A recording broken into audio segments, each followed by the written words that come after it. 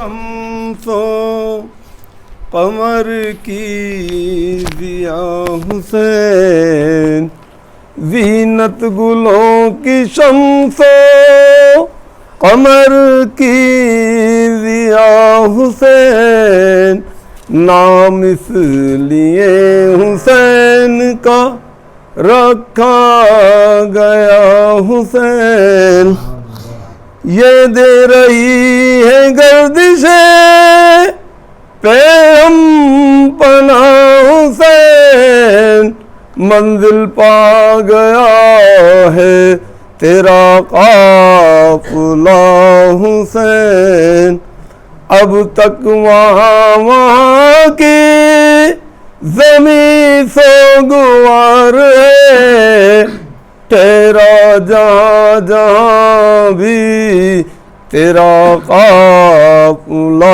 حسین، میں بندگی کہوں یا اسے جان بندگی، سجدہ جو تو نے وقت شہادت کیا حسین، اصغر سا شیر خوار بھی قربان کر دیا، ممکن نہیں جواب تیرے صبر کا حسین، زینت گلوں کی شمس و قمر کی ضیاء حسین۔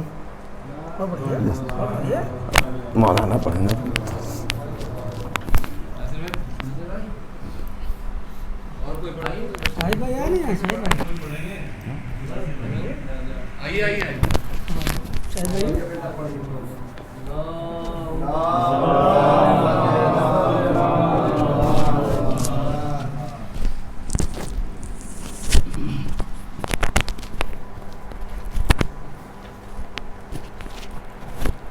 نعرہ صلوات۔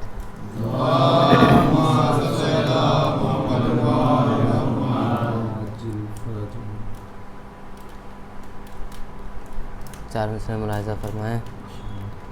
اہل عزا سے رخصت زین العبا ہے آج، اہل عزا سے رخصت زین العبا ہے آج، ہر سمت شور و گریہ آہو بکا ہے آج، چھائی ہوئی ہے مدینے میں غم کی فضا ہے آج، ہر لب پہ ذکر سید سجاد کا ہے آج، بے چین غم سے باقر عالی مقام ہے، نوحہ کنا امام کے غم میں امام ہے، اب کون کربلا کے مصائب سنائے گا، اب کون کربلا کے مصائب سنائے گا، اب کون واقعات مصیبت بتائے گا، اب کون شہ کو روئے گا آنسو بہائے گا، اب کون زخمی پشت کو اپنی دکھائے گا، اور گریہ کیا شہیدوں پہ عابد نے جس طرح، گریہ کیا شہیدوں پہ عابد نے جس طرح، یعقوب بھی نہ روئے تھے یوسف کو اس طرح، دن رات آپ روتے تھے یہ سوچ سوچ کر،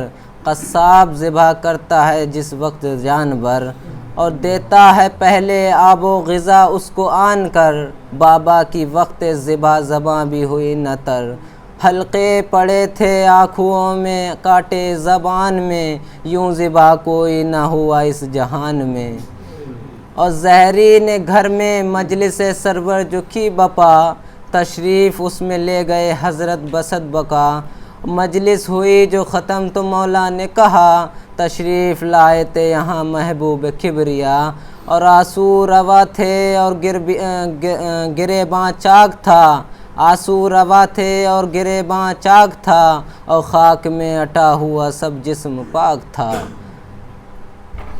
ایک نعرہ صلوات۔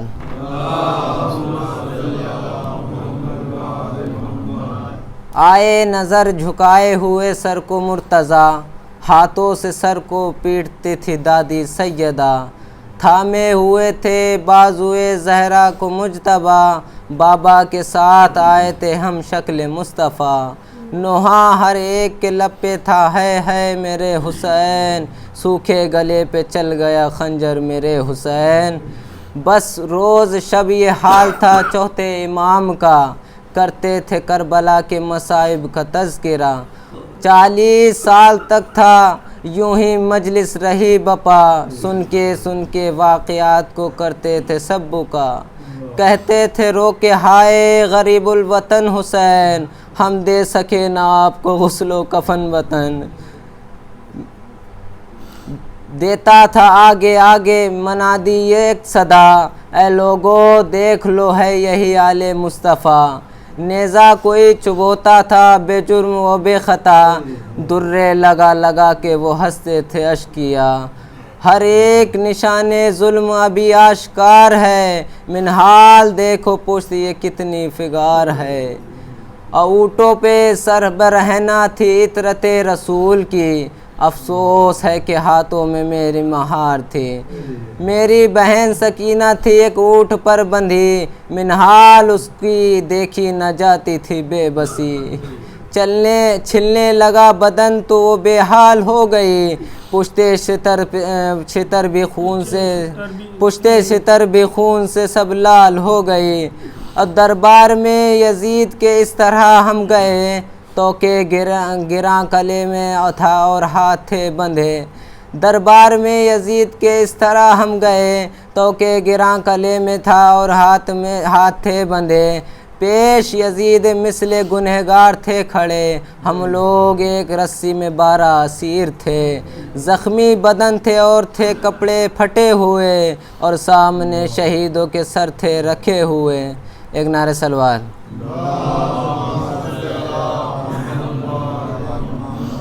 آخری مصرع رولو سعید غم کا یہ عشرہ ہوا تمام رولو سعید غم کا یہ عشرہ ہوا تمام رخصت ہے مہمان بکا کا ہے مقام اور لو جا رہا ہے خلق سے چوتھا میرا امام تابوت اٹھاؤ کاندھوں پہ آ پڑا کے اہتمام اور رو کر کہو عابد بیمار الوداع رو کر کہو عابد بیمار الوداع مظلوم کربلا کے عزادار الوداع نعرہ صلوات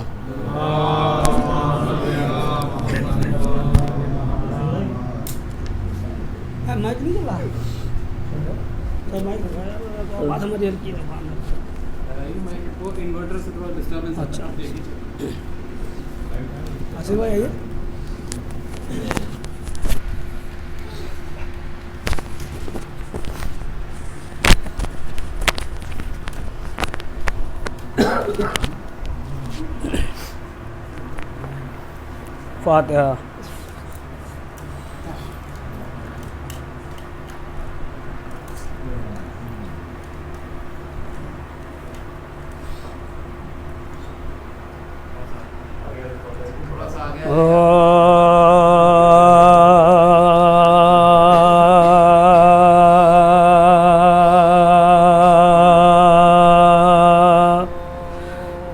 تم نے کمال عابد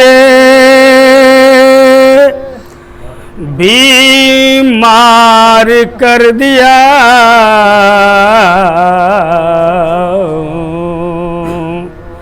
تم نے کمال عابد بیمار کر دیا اتنا بلند صبر کا معیار کر دیا اور کوئی خوشی ملی جو اگر بعد کربلا ہر کوئی خوشی ملی جو اگر بعد کربلا ہر ہونٹوں نے مسکرانے سے انکار کر دیا تم نے کمال عابد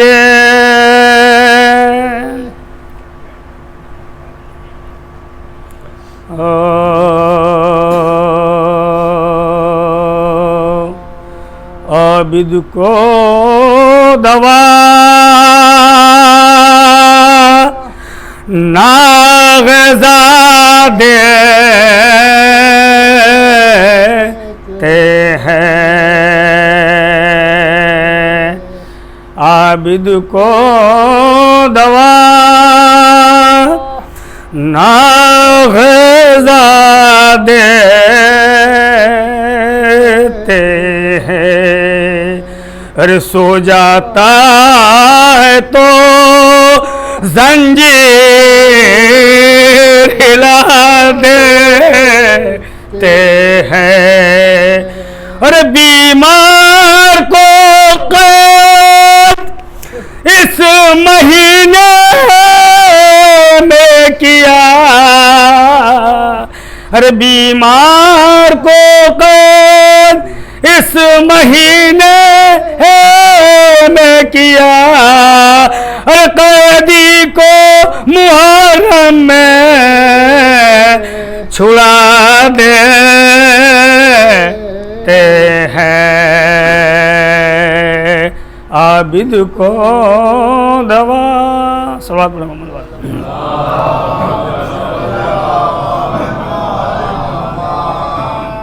शायर मुस्लिम मुलाजा फरमाए, सानिया ज़हरा की मतलूबी के हैं, रह गई दस्त में तन्हा तो वतन याद आया, रह गई दस्त में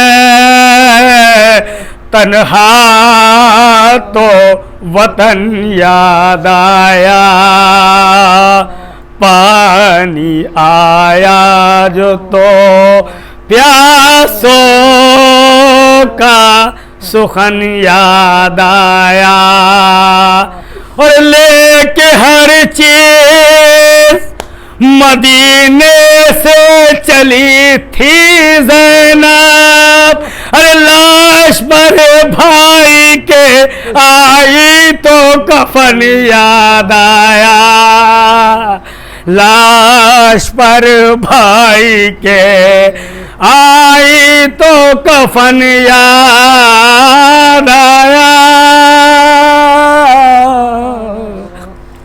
रह गई दस्त में। दुरूद बड़े मोहम्मद वाले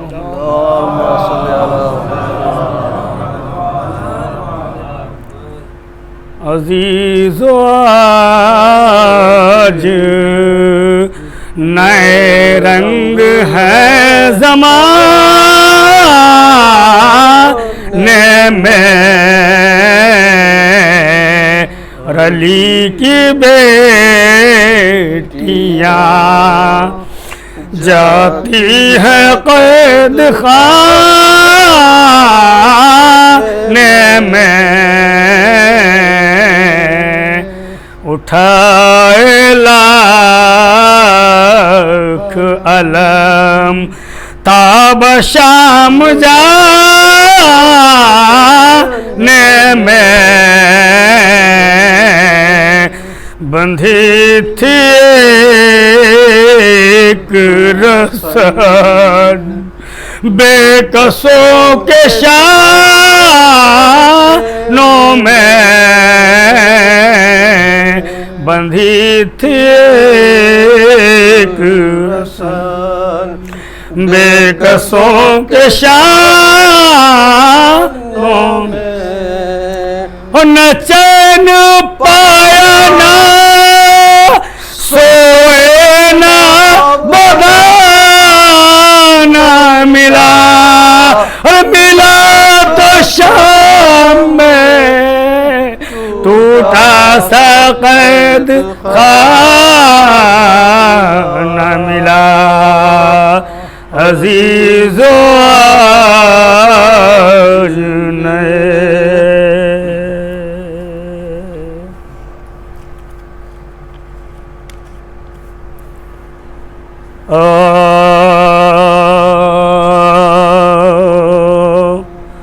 कैद खाने में तला तुम है कि हिंदाई है, कैद खाने में तला तुम है कि हिंदाई आती है, अरे दुख्तरे फातिमा गैरत से मुई जाती है, दुख्तरे फातिमा गैरत से मुई जाती है, रूह कालिब में वो जिंदान में घबराती है, रूह कालिब में वो जिंदान में घबराती है, बेहवासी से हर एक बार वो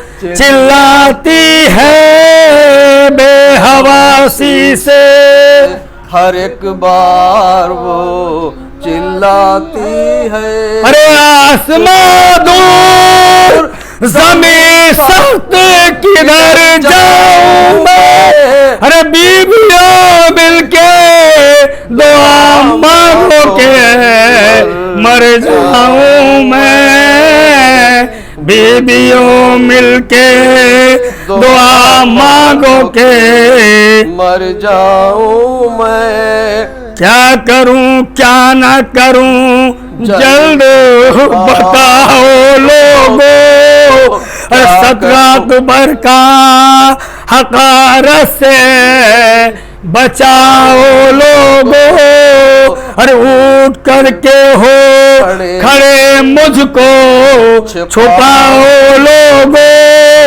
या किसी गोशे में ले जाके बिठाओ लोगों, अरे सर खुली हूँ किसी हुजरे में मुझे बंद करो, अरे हिंद आती है मुझे खाका पे बंद करो, कैद खाने में तला तुम है कि हिंद आती है, और किस तरह हिंद के आने से ना घबराऊं मैं, और बिनते हैदर हूं ना क्यों कैद में शर्माऊं मैं, कोई दीवार जो शक हो तो समा जाऊं मैं, अरे सीधे बाजाए के मक्तल में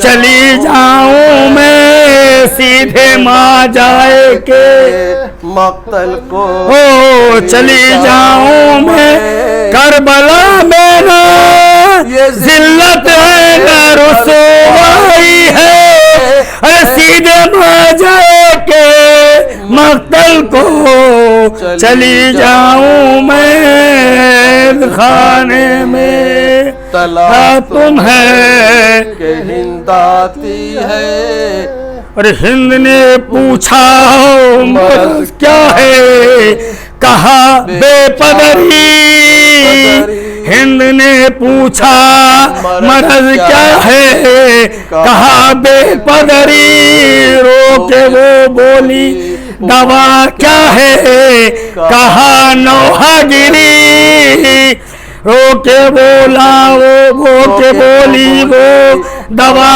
क्या है, कहा नौहागरी, घर जो दरिया किया कहने लगे बदरी, बोली लेता है खबर कौन, कहा बेखबरी, बोली लेता है खबर कौन, कहा बेखबरी, अरे आह करने का सबब पूछा तो शर्माने लगे, अरे ताजियानों के निशान पोस्ट पे दिखलाने लगे, कैद खाने में तला तुम है हिंद आती है,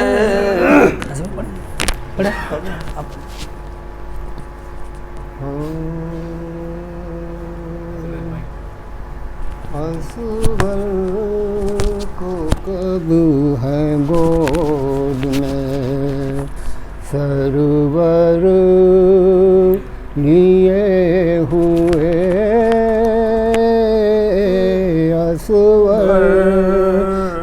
کب ہیں گود میں سرور لیے ہوئے ہے کشتی نجات کا لنگر لیے ہوئے اصور کو کب ہیں گود میں سرور لیے ہوئے اصور کو کب ہیں گود میں ارے سیجانیاں جو خیموں سے نکلی برہنہ سے سیجانیاں جو خیموں سے نکلی برہنہ سے ارے دوڑی ہوا غبار کی چادر لیے ہوئے اصور کو کب ہیں گود میں سرور لیے ہوئے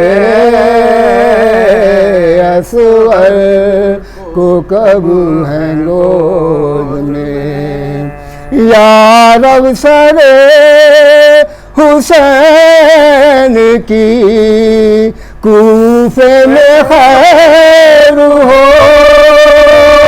یا رب سر حسین کی کوفے میں خیر ہو اور جھولی بھرے لعین ہے پتھر لیے ہوئے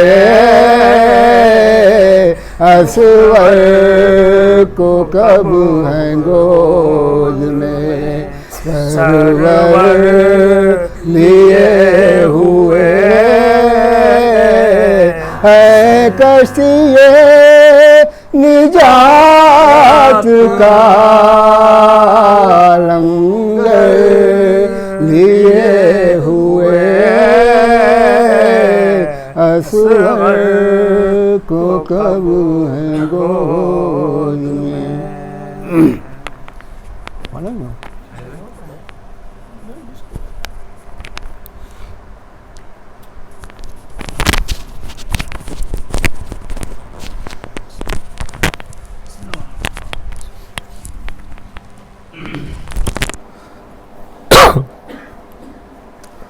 رحم اللہ سورۃ الفاتحہ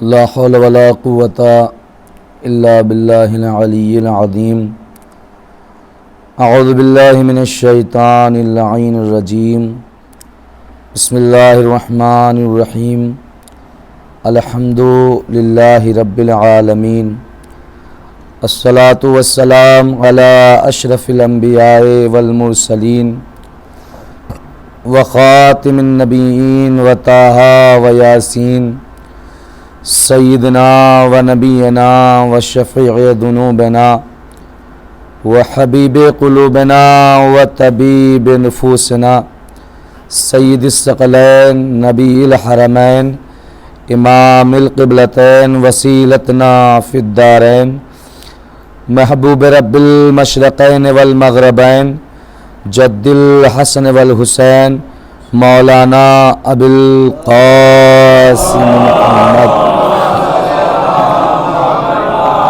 وعلى أهل بيته الطيبين الطاهرين المعصومين المظلومين ولعنة الله على أعدائهم أجمعين من يومنا हाज़ा इला क़ियाम यौमिद्दीन।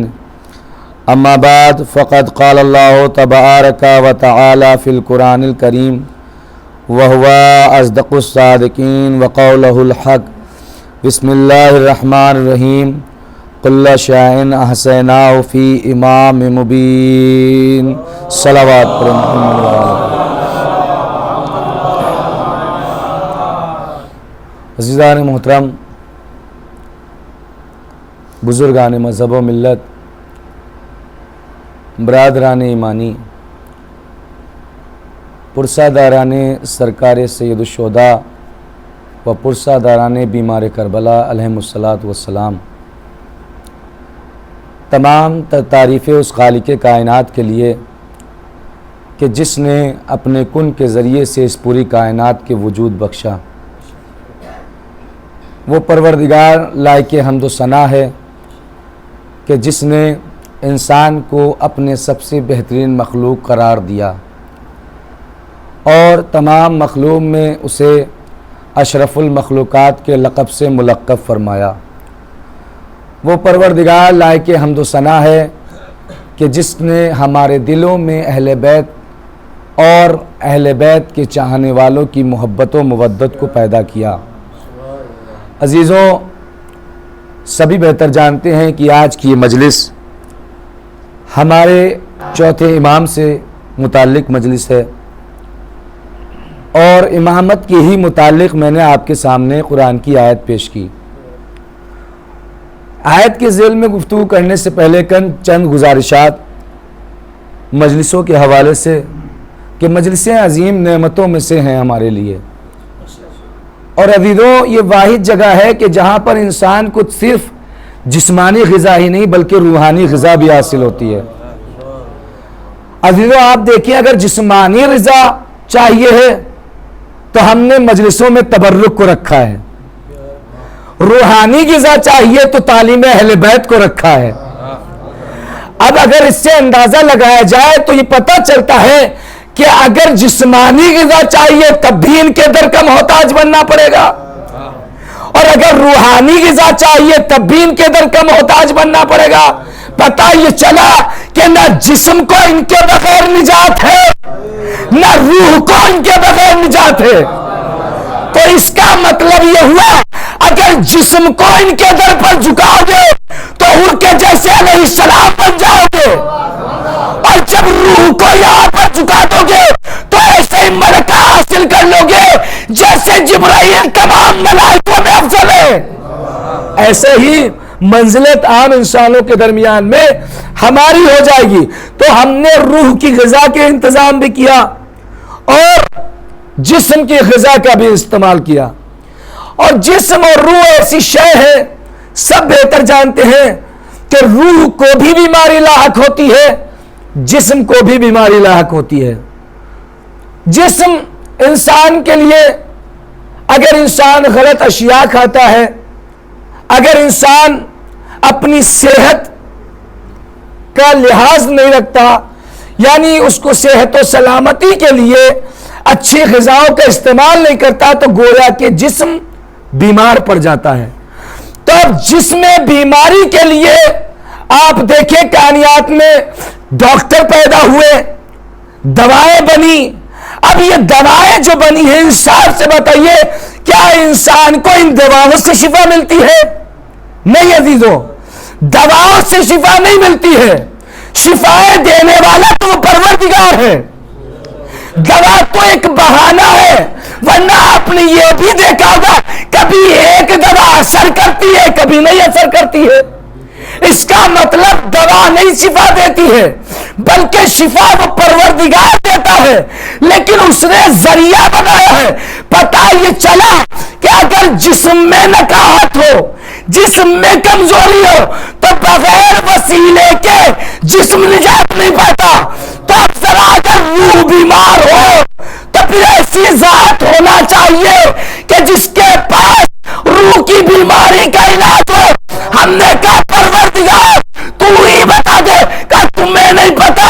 हमने 14 को इसीलिए भेजा, हमने 14 को इसीलिए भेजा تاکہ تم ان سے اپنی روحانی علاج کرو، ان کے در سے متمسک ہو کر اپنی روح کو پاک و پاکیزہ بناؤ، ان کے در پر آ کر اپنے علم میں اضافہ کرو، اپنے ہنر میں کمالات میں اضافہ کرو، اپنے مرتبے میں اضافہ کرو۔ تو گویا جسم کی بیماری کے لیے دوائیں ہیں، اسی طریقے سے روح کی بیماری کے لیے تعلیم قرآن ہے، فضائل اہل بیت ہیں، تعلیم اہل بیت ہیں۔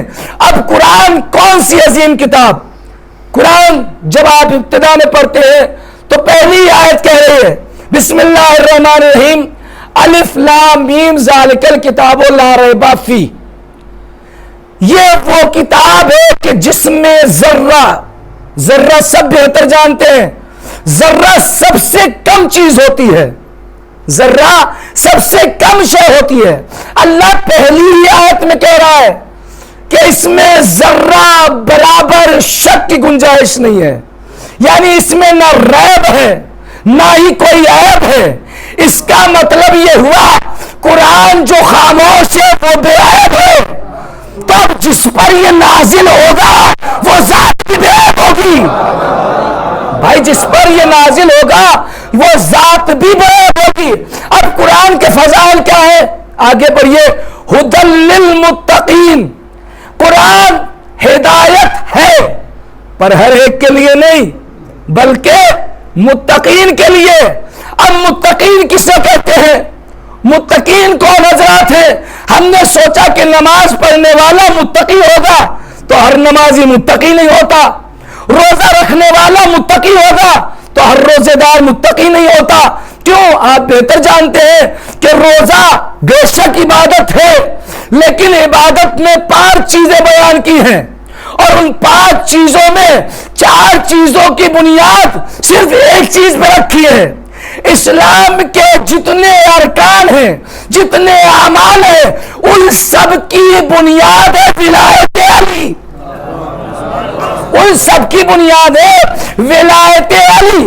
اور ایسے ہی نہیں عزیزان محمد کہ آپ غور کریں تو آپ کو پتا چلے گا کہ ولایت علی علیہ السلام کتنی عظیم نعمت ہے، اور وہ شے ہے کہ جس کے بغیر کوئی عمل قابل قبول نہیں، کوئی بھی عمل قابل قبول نہیں ہے۔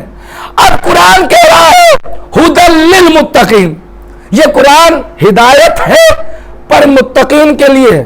مسلمان نہیں کہا ہے، شیعہ نہیں کہا ہے، بلکہ کیا کہا؟ متقین۔ اب متقین کسے تلاش کرے؟ کہاں سے تلاش کرے؟ ہم نے کہا چلو شہر علم کے دروازے پر، چلو شہر علم کے دروازے پر۔ اب جب ہم شہر علم کے دروازے پر پہنچے، شہر میں داخل ہوئے، داخل ہونے کے بعد کہا حضور آپ ہی بتائیے یہ قرآن متقین کہہ رہا ہے، قرآن کسے بتایا؟ کیا تم نے ہمارا قول نہیں سنا؟ یا علی حب کا تقوی والایمان، اے علی تیری محبت تقوی بھی ہے ایمان بھی ہے۔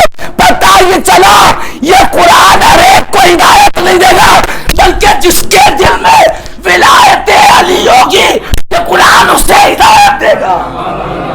یہ قرآن ہر ایک کو ہدایت دینے والا نہیں ہے، بلکہ یہ قرآن اسے ہدایت دے گا کہ جس کے دل میں ولایت علی علیہ السلام پائی جاتی ہے۔ اب ولایت علی علیہ السلام قرآن مجید میں آپ دیکھیے، قرآن مجید میں آیت موجود ہے انما ولیکم اللہ ورسولہ، یہ پوری آیت ہے ولایت کے اوپر۔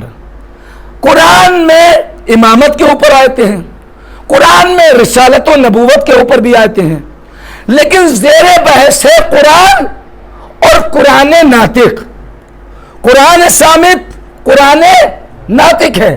اسی لیے میں نے آپ کے سامنے جو آیت پڑھی اس میں دیکھیں ارشاد ہوتا ہے کل شیء احصیناہ فی امام مبین، ہم نے ہر شے کو امام مبین کے دائرے میں رکھ دیا ہے، یعنی کوئی بھی شے کائنات کی امام مبین کے دائرے سے باہر نہیں ہے۔ اب قرآن کی طرف پلٹیے، قرآن کے لیے کیا کہا گیا؟ ہم نے قرآن میں ہر خشک و تر کا علم رکھ دیا ہے۔ اب پتہ یہ چلا کہ اگر قرآن کی صفت یہ ہے کہ اس کے اندر پوری کائنات کا علم ہے تو وارث قرآن وہی ہوگا کہ جس کے پاس پورا علم ہو۔ وارث قرآن وہی ہوگا کہ جس کے پاس پورا علم ہو. یہی وجہ ہے ممبر سلون ممبر نبوی سے, مسجد نبوی کے ممبر سے پیغمبر کے وسیع نے کہا ہم سے پوچھو, ہم زمین سے زیادہ آسمان کے راستوں کو جانتے ہیں. ہم سے پوچھو. کیوں کہا؟ اس لیے یہ ہے قرآن میں امام مبین. یہ امام مبین ہے, وہ امام ہے جس کے لیے قرآن میں امام مبین کو لقب دیا گیا. اور قرآن کیا ہے؟ قرآن کے بارے میں آپ پڑھتے ہیں کہ پروردگار عالم نے اسے متقین کے لیے ہدایت بنایا. پھر قرآن مجید میں چلیے, ارشاد رب العزت ہو رہا ہے بسم اللہ الرحمن الرحیم وَنُنَزِّلُ مِنَ الْقُرْآنِ مَا هُوَ شِفَاءٌ لِلرَّحْمَةِ الْمُؤْمِنِينَ کہ ہم نے اس قرآن کو رحمت اور شفا بنایا ہے مومنین کے لیے. رحمت اور شفا بنایا ہے مومنین کے لیے. وَلَا يَزِيدُ الظَّالِمِينَ إِلَّا خَسَارًا اور ظالمین کے لیے اس میں خسارہ ہی خسارہ ہے. اب مجھے انصاف سے بتائیے, قرآن کہہ رہا ہدی للمتقین, قرآن کہہ رہا ہے رحمت للمؤمنین. اب قرآن جب رحمت للعالمین ہے تو جس پر یہ نازل ہوگا وہ رحمت للعالمین ہوگا. بھائی جس پر یہ نازل ہوگا وہ رحمت للعالمین ہوگا. اور جو اس کا ہم پلہ ہوگا یعنی قرآن ناطق ہوگا وہ بھی تو مومنین کے لیے شفا ہونا چاہیے. وہ بھی تو قرآن کے اعتبار سے مومنین کے لیے شفا ہونا چاہیے. کیوں؟ قرآن اور اہل بیت علیہم السلام جدا نہیں ہے.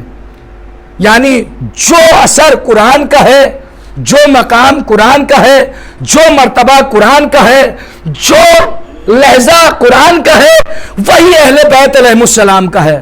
اور حدیث آپ کے سامنے ہے, انی تارکم فیکم الثقلین کتاب اللہ اطرتی واہل بیتی ما ان تمسکتم بہما لن تضلوا بعدی حتی یردا علی الحوض. یہ پوری حدیث ہے ثقلین کے نام سے. اور ثقلین جب تک نہیں بنتا جب تک دو چیزیں ہم وزن نہ ہوں. جب تک ہم وزن نہیں ہوں گی تب تک نہیں بنے گا. مثلا آپ پڑھتے ہیں زہرین کہتے ہیں, زہر اثر الگ کیوں نہیں کہتے ہیں؟ اس لیے کہتے ہیں کیونکہ یہ دونوں ہم وزن ہیں. 4 رکعت ظہر کی ہے, 4 رکعت عصر کی ہے, لہذا زہرین کوئی فرق نہیں ہے ان میں, ذرہ برابر بھی فرق نہیں ہے. ایسے ہی ثقلین میں نہ قرآن میں کوئی فرق ہوگا نہ اہل بیت میں کوئی فرق ہوگا. اب قرآن ہے مومنین کے لیے رحمت, قرآن ہے مومنین کے لیے شفا. تو اب جو اس کا وارث ہوگا, جو قرآن ناطق ہوگا, تو اس کے اندر یہ خاصیت ہو کہ وہ مومنین کو شفا دے. اب تاریخ کا مطالعہ کیجئے. ایک آنے والا شخص آیا امیر کائنات کے پاس, آنے کے بعد کہا کہ حضور میں آپ کا شیعہ ہوں. سن رکھا ہوگا آپ نے, حضور میں آپ کا شیعہ ہوں. کہا نہیں تم ہمارے شیعہ نہیں ہو. کہا حضور میں آپ کا واقعی شیعہ ہوں. امام نے فرمایا اگر تم ہمارے شیعہ ہوتے تو ہماری بات کی کبھی تم تردید نہیں کرتے. جب ہم نے ایک بار میں کہہ دیا ہے کہ تم ہمارے شیعہ نہیں ہو تو گویا کہ بس نہیں ہو. ہاں پر اتنا ضرور ہے کہ تمہاری بیوی شیعہ ہے. تم شیعہ نہیں ہو بلکہ تمہاری بیوی شیعہ ہے. اور ہم یہ بھی جانتے ہیں کہ تم کس لیے آئے ہو, کس سبب سے آئے ہو اور کس وجہ سے یہاں پر آئے ہو. کہا حضور جب آپ سب کچھ جانتے ہو تو بتا دیجئے. کہا اصل میں تمہاری بیوی بیمار ہوئی, اور جب بیمار ہوئی تو اس نے کہا کہ علی کے پاس چلے جاؤ اور شفا لے کر آ جاؤ. علی کے پاس چلے جاؤ, میرے لیے شفا لے کر آ جاؤ. لہذا تم نے کہا ہم سب کہیں جائیں گے پر علی کے پاس نہیں جائیں گے. تو گویا کہ تم نے ڈاکٹر کو دکھایا, طبیبوں کو دکھایا, معالج کو دکھایا, ہر طریقے سے جب علاج کروا لیا, جب تمہیں کوئی راستہ نہ ملا اور بیماری دور ہونے کا کوئی ذریعہ نہ ملا, لہذا تم پلٹ کے پھر ہماری بارگاہ میں آئے. لہذا تم شیعہ نہیں ہو بلکہ تمہاری بیوی شیعہ ہے. کہا حضور جب آپ سب کچھ جانتے ہیں تو پھر دوا دے دیجئے. کہا عقل کے اندر تجھے اب بھی نہیں پتا جو شفا دیتے ہیں وہ دوا نہیں دیتے, جو شفا دیتے ہیں وہ دوا نہیں دیتے. اب تو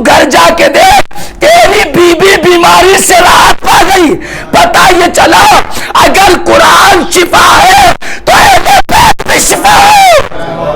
قرآن شفا ہے.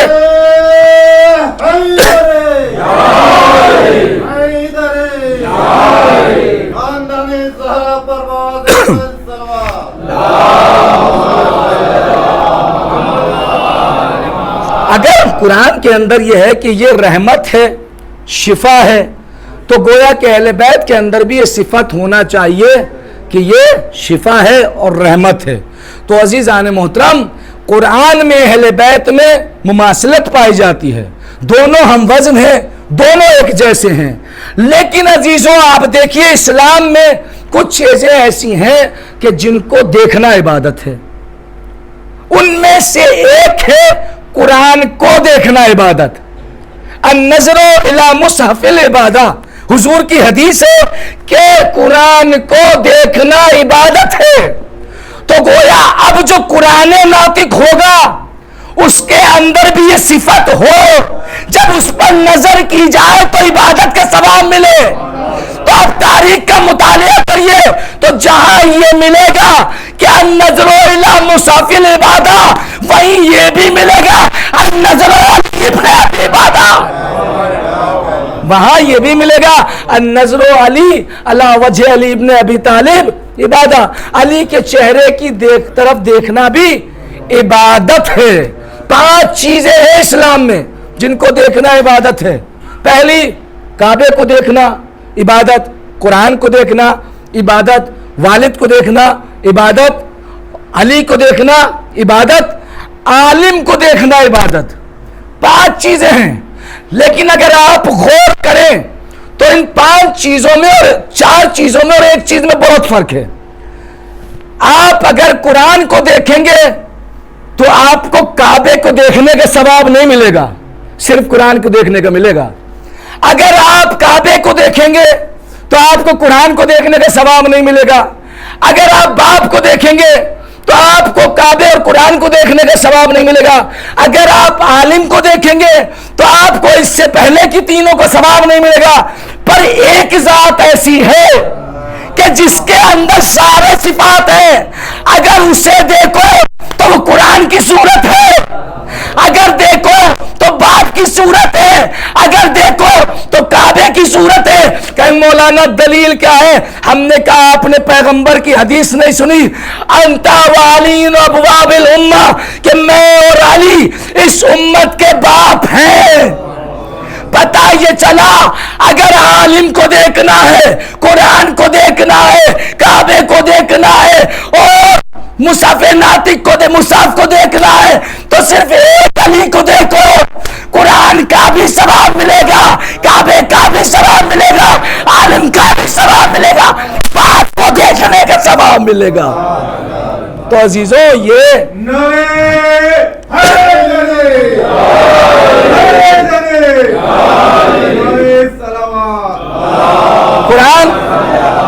قرآن میں اور اہل بیت میں کوئی بھی ذرہ برابر بھی اختلاف نہیں، دوری نہیں ہے.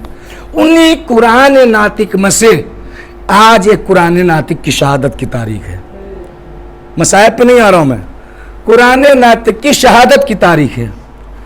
آپ دیکھیے جو کمال پہلے محمد کے ہیں وہی کمال آخری محمد میں ملیں گے.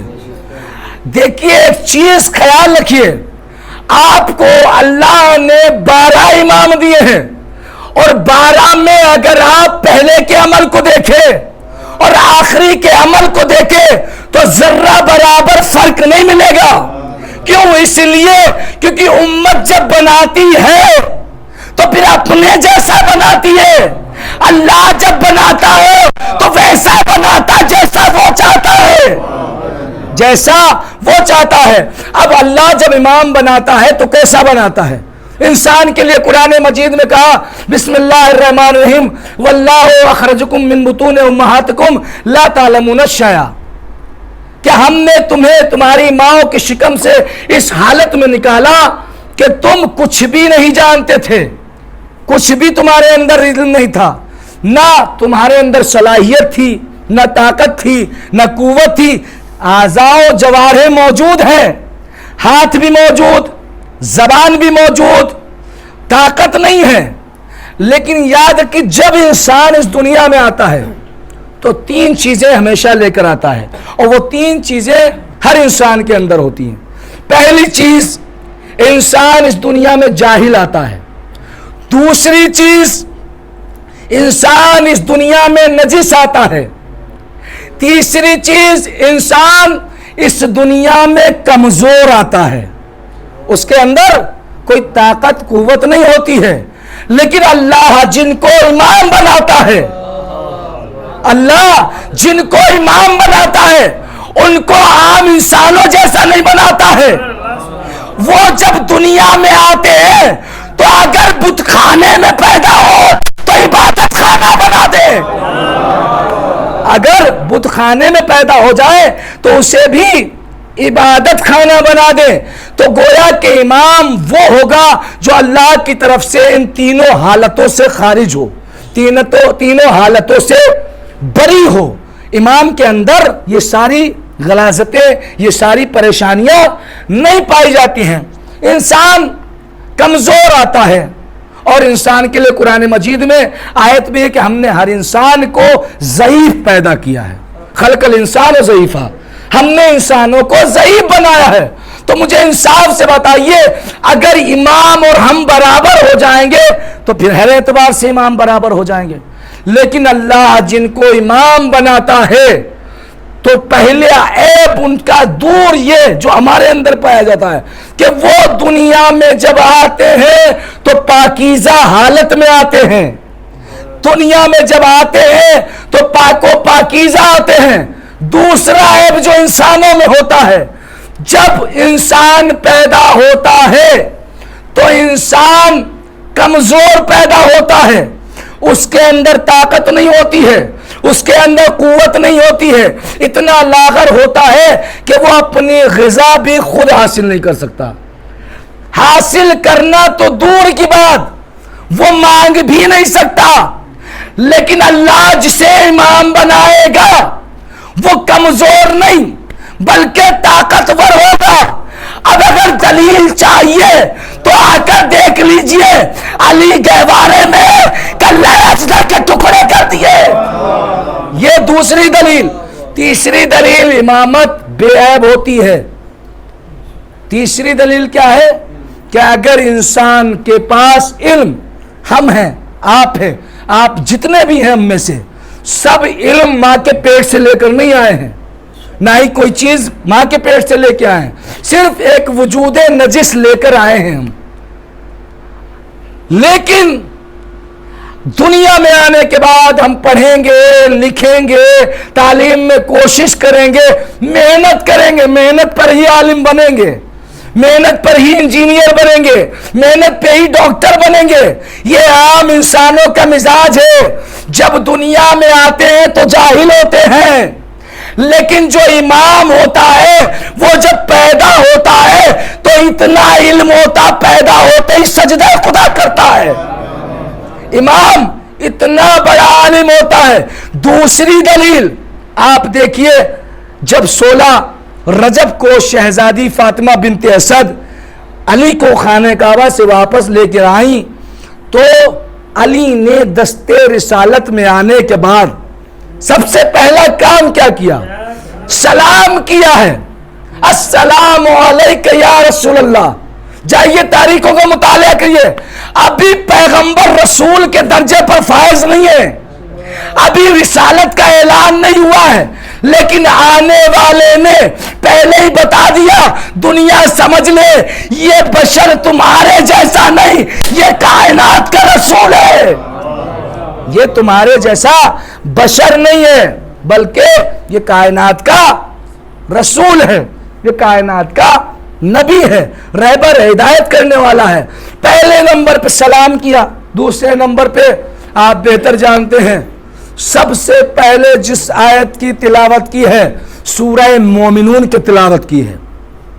قد افلح المومنون, مومنین کامیاب ہیں.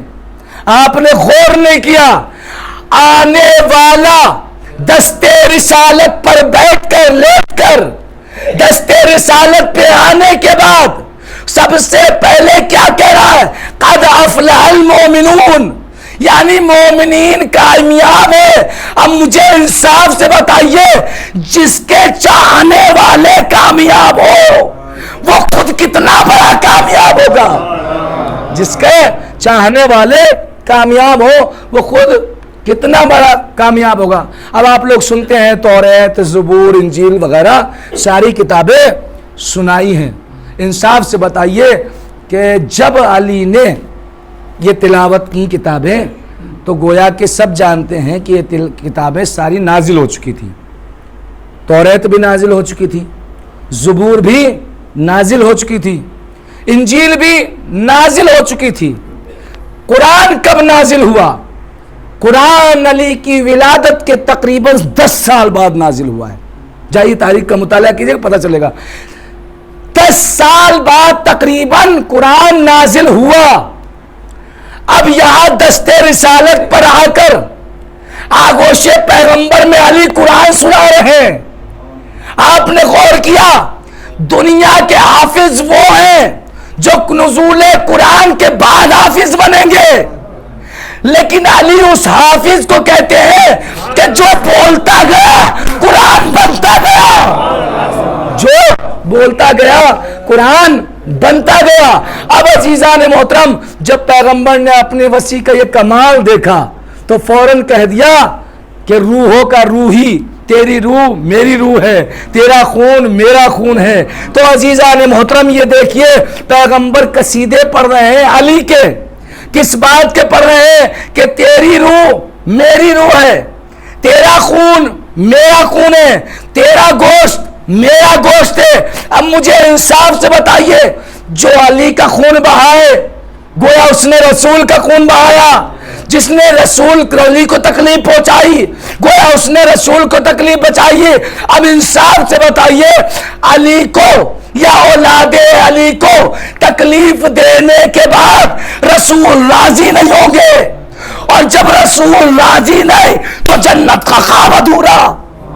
بھائی جنت ایسے تو ملنے والی نہیں ہے جب تک رسول اللہ راضی ہو جائے، اور رسول جب ہی راضی ہوں گے جب اہل بیت علیہ السلام راضی ہوں گے۔ تو گویا کہ علی علیہ السلام نے قرآن سنایا تو پیغمبر نے اپنے جسم کو، اپنے گوشت کو ان کے گوشت نسبت دی، خون کو خون سے نسبت دی، روح کو روح سے نسبت دی۔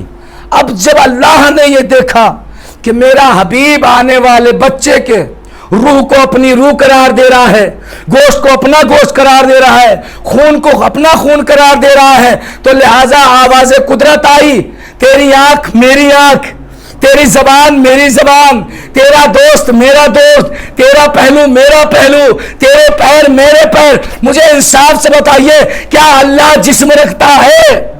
جب اللہ جسم نہیں رکھتا تو اللہ کہہ کیوں رہا ہے؟ اس کا مطلب یہ ہوا، جب اللہ کے وجود کے مظہر کو دیکھنا ہو تو علی کو دیکھو۔ کیوں؟ علی مظہر ذات پروردگار ہے، خدا نہیں، مظہر ذات پروردگار۔ مظہر ہونے میں اور خدا ہونے میں بہت فرق ہے۔ پتہ چلا بعد میں آپ گھر جا کر کہیں کہ مولانا نے تو یہ کہہ دیا علی کو خدا قرار دے دیا۔ نہیں، مظہر ذات پروردگار الگ ہے۔ 14 معصومین یہ سارے پروردگار کی ذات کے مظہر ہیں۔ اس کی ذات کے مظہر کیسے؟ وہ خالق ہے، وہ رازق ہے، وہ کریم ہے۔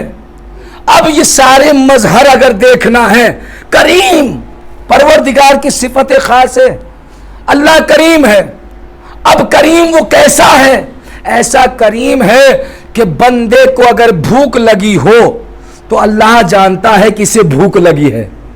بندے کو جس چیز کی ضرورت ہو تو اللہ جانتا ہے اسے کس بات کی ضرورت ہے، کس شے کی ضرورت ہے۔ یہ ہے ذات مظہر پروردگار۔ ان کے اندر سارے وہ کمالات ہیں جو اللہ کے علم میں ہیں۔ جو اللہ کا علم ہے وہی ان کے پاس کمالات ہیں۔ کیوں؟ اس لیے اللہ نے ان کو نور سے خلق کیا، اور ان کو نور سے بنانے کے بعد اپنی ذات کا مظہر قرار دیا. یہی وجہ ہے جب کوئی در پر اہل بیت کا آیا تو سوال کرنے سے پہلے دیا. کیوں؟ اس لیے یہ مظہر پروردگار ہے, یہ ذات خدا کی مظہر ہے, یعنی اللہ نے ان کے ذریعے سے اپنی معرفت کروائی ہے, اللہ نے ان کے ذریعے سے اپنے آپ کو پہچنوایا ہے, اللہ نے ان کے ذریعے سے اپنی عبادت کروائی ہے. ورنہ اگر یہ نہ ہوتے تو انسان کو سجدے کا سلیقہ نہ آتا, یہ نہ ہوتے تو انسان کو دعا کا طریقہ نہ ہوتا, اگر یہ نہ ہوتے تو حقیقت میں کائنات کا کوئی ایسا انسان نہ ہوتا کہ جو پروردگار کی عبادت کر پاتا. انسان تو دور کی بات, ملائکہ بھی اگر یہ نہ ہوتے تو عبادت نہ سیکھتے. تاریخ کا مطالعہ کریے کہ ملائکہ کو تسبیح پروردگار اہل بیت نے سکھائی ہے. کیوں؟ یہ وہ اول مخلوق ہیں اور یہی وہ آخر مخلوق ہیں. جب کائنات ختم ہو جائے گی تب بھی یہ باقی رہیں گے, جب وجود کائنات ختم ہو جائے گا تب بھی یہ باقی رہیں گے, اور جب کائنات نہیں تھی تب بھی یہ موجود تھے. اسی لیے قرآن مجید میں اللہ نے فرمایا ہے کہ ہم نے کچھ لوگوں کو ایسا امام بنایا ہے کہ جو ہمارے حکم سے ہدایت کرتے ہیں اور نماز قائم کرتے ہیں, زکوٰۃ دیتے ہیں, اور وہ ہمارے پرانے عبادت گزار ہیں. جب اس قرآن کی وَجَعَلْنَاهُمْ أَئِمَّةً يَهْدُونَ بِأَمْرِنَا وَأَوْحَيْنَا إِلَيْهِمْ فِعْلَ الْخَيْرَاتِ وَإِقَامَ الصَّلَاةِ وَإِيتَاءَ الزَّكَاةِ كَانُوا لَنَا عَابِدِينَ. قرآن مجید کے سورہ کی آیت ہے یہ, آپ اس کو دیکھیں گے, اس میں آخر میں لفظ ہے کانوا لنا عابدین, یہ ہمارے پرانے عبادت گزار ہیں. اب پرانا جب کوئی کہتا ہے تو عام انسان جب کہے گا تو کتنا پرانا ہوگا, بس یہ بات کہہ کے آپ کی زحمتیں تمام. پرانا اگر کوئی انسان 80 سال کا ہے تو 80 سال میں 10 سال وہ ہیں جب انسان شعور کی منزل میں پہنچتا ہے. 10 سال سے پہلے کی اگر کوئی چیز ہو تو اسے یاد نہیں رہتی ہے. 10-12 سال شعور کی منزل میں پہنچتا ہے. اب 10-12 سال کو نکالنے کے بعد آپ 80 سال کی عمر میں اگر وہ کہے کہ پرانا ہے تو کتنا پرانا ہوگا؟ یا تو وہ 70 سال, یا وہ 60 سال, یا وہ 50 سال, یہی اس سے زیادہ تو حد نہیں ہوگی. لیکن انصاف سے بتائیے اللہ کب سے ہے؟ اللہ کی ذات کب سے ہے؟ اللہ کی ذات کوئی نہیں جانتا کب سے ہے. اور اللہ کہہ رہا کانوا لنا عابدین, یہ میرے پرانے عبادت گزار ہے. اس کا مطلب جب سے اللہ ہے تب سے اہل بیت ہے, جب سے اللہ ہے تب سے اہل بیت ہے. ہو سکتا کوئی اعتراض کر دے کہ اول مخلوق کیسے ہوتے ہیں, ہو سکتے ہیں, جبکہ اول مخلوق میں جناب آدم علیہ السلام ہے, ابو بشر ہیں. تو آئیے قرآن مجید کی سورہ اسراء کی پہلی آیت پڑھیے. بسم اللہ الرحمن الرحیم. سبحان الذی اسریٰ بعبدہ لیلا من المسجد الحرام الی المسجد الاقصی. اس میں آیت میں پروردگار نے 2 مرتبہ مسجد استعمال کیا ہے, ایک مسجد الحرام, ایک مسجد اقصی. اب مجھے انصاف سے بتائیے 2 بار مسجد استعمال ہوا ہے, مسجد اقصی, مسجد الحرام. اب مجھے انصاف سے بتائیے یہ واقعہ کیسا ہے؟ معراج کا پورا واقعہ ہے, سب جانتے ہیں کہ پاک ہے وہ ذات جو لے گئی اپنے بندے کو راتوں رات, کہاں؟ مسجد اقصی تک. اب علماء نے جب اس کی تفسیر کی ہے تو اقصی بتایا ہے کائنات کا آخری کنارہ, جہاں پر کائنات ختم ہو گئی ہو. تو اب مجھے انصاف سے بتائیے مسجد کب ہوتی ہے؟ جب کوئی سجدہ کرے جہاں پر. بھائی مسجد جب ہوتی ہے جب سجدہ کیا جائے. مثلا میں نے یہاں سجدہ کیا تو جائے سجدہ کو مسجد کہتے ہیں, لیکن اصطلاح شرع میں مسجد اسے کہتے ہیں کہ جہاں باجماعت نماز ادا کی جائے. ہمارے یہاں مسجد بنی ہوتی ہے اور دیگر مسجدیں بنی ہوتی ہیں, تو جہاں باجماعت نماز ادا کی جائے تو اب مجھے انصاف سے بتائیے، اللہ جس مسجد اقصی کی بات کر رہا ہے تو وہاں کس نے سجدہ ادا کیا؟ بھائی وہاں کس نے سجدہ ادا کیا؟ کہا وہ تو ملائکہ نے کیا ہوگا۔ تو ہم نے کہا چلیے ملائکہ سے پوچھتے ہیں۔ جب ملائکہ کی باری لی تو اللہ کے نبی کو جب معراج پر بلایا گیا تو مستعد الملک حضرت جبرائیل ایک مقام پر ٹھہر گئے۔ ٹھہرنے کے بعد کہتے ہیں اب اس سے آگے میں بھی نہیں جا سکتا، اس سے آگے میں بھی نہیں بڑھ سکتا۔ اس کا مطلب یہ ہوا ملک نے اسے مسجد نہیں بنایا، بلکہ کوئی ذات ایسی تھی جو وہاں سجدہ کر کے اسے مسجد بنا رہی تھی۔ اب جب تاریخ کا مطالعہ کیا تو پتا چلا کہ محمد نماز پڑھا رہے تھے، تیرا نماز پڑھ رہے تھے۔ یہ اس طریقے سے اللہ نے اس کو مسجد بنایا، یعنی یہ مسجد خود نہیں بن گئی ہے بلکہ ان عبادت گزاروں نے بنایا جو اللہ کی سب سے پرانے عبادت گزار ہیں۔ اسی لیے اس امام کا ایک لقب سید سجاد بھی ہے۔ ہر سجاد نہیں ہوتا عزیزو، سجاد اور ساجد میں زمین آسمان کا فرق ہے۔ یہ اور بات ہے لوگوں نے ترجمہ کر دیا کہ ساجد اور سجاد کے مطلب ہے بہت زیادہ سجدہ کرنے والا۔ نہیں عزیزو، سجاد اور ساجد میں بہت فرق ہے۔ ساجد اسے کہتے ہیں کہ جو اعضاء و جوارح خلق ہونے کے بعد زمین پر پیشانی رکھے، زمین پر ہاتھ رکھے، زمین پر دونوں گھٹنے رکھے، زمین پر دونوں انگوٹھے رکھے، تب سجدہ ادا کرے، تب ساجد بنتا ہے۔ لیکن سجاد اسے کہتے ہیں جب وجود بشریت نہ تھا تب بھی اللہ کا سجدہ کرتا تھا، اسے کہتے ہیں سجاد۔ عزیزو آج اسی امام کی شہادت کی تاریخ ہے، اور وہ امام جو آج ہمارے درمیان سے گزر رہا ہے وہ پہلا عزادار کربلا ہے، حسین کا پہلا عزادار ہے، حسین کا پہلا ماتمدار ہے۔ عزیزو آپ ذرا کربلا کا مطالعہ کیجئے، کربلا سے لے کر شام سے لے کر کوفہ تک جو مصائب امام پر ڈھائے گئے ہیں عزیزو کوئی انسان برداشت نہیں کر سکتا ہے۔ عزیزو پہلا مصائب، عزیزو ذرا غور کرو، تصور کرو، عزیزو امام کے سامنے بہنوں کے سر سے چادریں چیری گئی، بہن کے تماچے لگائے گئے، یہ پہلا ظلم ہوا۔ عزیزو ارے امام کے سامنے باپ کا ساتھ نہ کہنا صاحب ہے، اجرکم من اللہ۔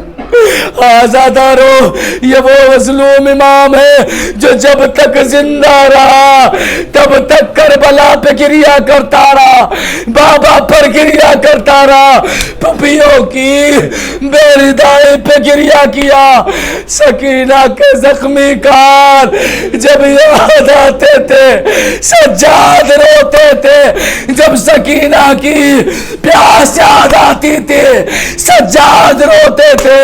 آزاداران مظلوم کربلا یہ امام کب تک رویا؟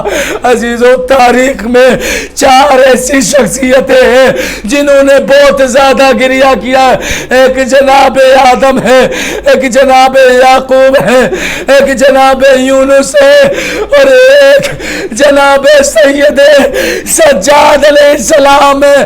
عزادارو کتنا گریہ! ارے جب پوچھنے والے نے امام سے پوچھا اے مولا اتنا گریہ کیوں کرتے ہیں؟ شہادت تو آپ کی میراث ہے۔ امام نے کہا مانا کہ شہادت میری میراث، لیکن ماں بہنوں کے سر سے چادر آئے چادریں چیلی، یہ میری میراث۔ اجرکم اللہ خدا کسی کا من اللہ یا آزادارو کربلا کے مصائب عزیزو راوی بیان کہتا ہے کہ امام کا جب غلام یا کنیز امام کے سامنے کھانا لے کر آتی تھی تو امام رونے لگتے تھے گریہ کرنے لگتے تھے کربلا کا رخ کرتے تھے اے میرے بابا ارے آپ کو بھوکا قتل کیا گیا جب امام پانی دیکھتے تھے تو گریہ کرتے تھے اجرکم اللہ لو ازادارو الشام بن عبد الملک نے اسی امام کو زہر دیا وہ وقت آیا امام کی دنیا سے جانے کی تیاری ہے امام نے پانچویں امام کو بلایا بلانے کے بعد کہا بیٹا باقر ذرا کربلا کے مصائب دہراؤ ایک مرتبہ امام باقر کہتے ہیں بابا فلاں جگہ پر پھپھیوں کی چادر چنی فلاں جگہ پر بابا کا گلا کٹا فلاں جگہ پر عباس کے شان قلم ہوئے فلاں جگہ پر علی اکبر کے نیزہ لگا لو آزادارو حسین کا آزادہ دنیا سے چلا غسل و کفن ہوا میرا دل کہتا ہے امام کی روح کربلا کی طرح رک کر کے کہتی ہوگی اے بابا آپ کو غسل نہ ملا کفن نہ ملا اے بابا مجھے غسل بھی ملا کفن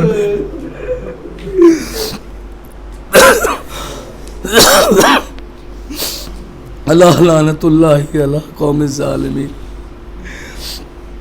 رزم بقضائی تسلیم الامر بالا تجھ واسطہ محمد والے محمد کا اسیران کربلا کا واسطہ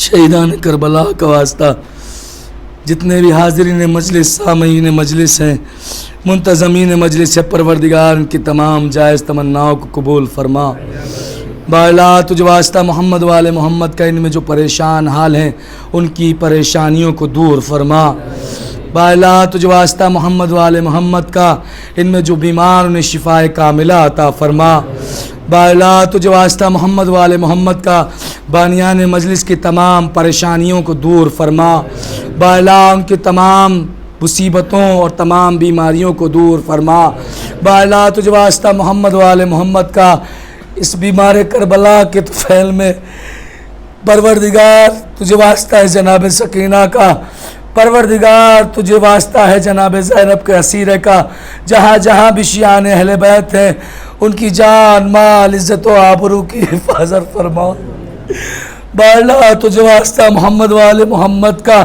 جہاں جہاں بھی عزادار امام حسین عزاداری امام حسین پروا کر رہے ہیں پروردگار ان کی عزاداری کو وہاں کے عزاداروں کو اپنے حفظ و ایمان میں رکھنا پروردگار تمام مقامات مقدسہ زیارت گاہوں کی حفاظت فرما بالا تجھے واسطہ محمد والے محمد کا پرچم اسلام کو سر بلندی عطا فرما پرچم کفر و نفاق کو سرنگو فرما بالا ہمارے آخری امام کے ظہور میں تاجیل عطا فرما ہمیں ان کے حقیقی ناصروں میں شمار فرما اور ربنا تقبل منا انکا انت السمیع العلیم برحمتک یا ارحم الراحمین بحق محمد و آلہ الطیبین الطاہرین ماتم حسین